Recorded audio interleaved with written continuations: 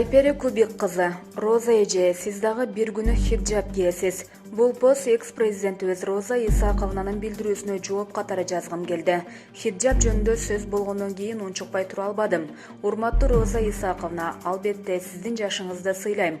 Сизге акыл үйрөткөнү же сиз менен айтышканы тарбиям жол бербейт.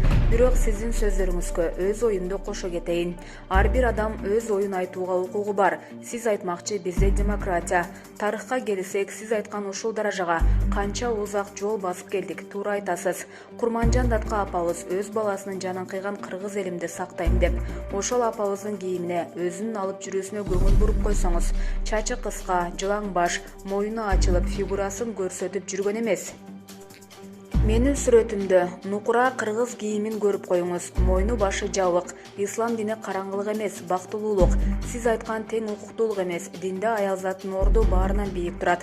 Бейишти аялдын таманынын астына берип койгон Аллах. Лидерлик боюнча айтсак, Сингапурдун президентинен үлгү алсак болот. Хиджаб кийген биринчи аял президент. А өлкөсүнүн экономикасын канчалык көтөрүп, мамлекети кандай бай экенин көрүп коюңуз.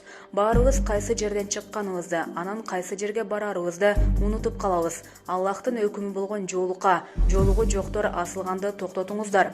Сизди эч ким кий дебейт. Аллах насип этсе кийесиз, болбосо жок. Ар ким өзү каалагандай жашасын.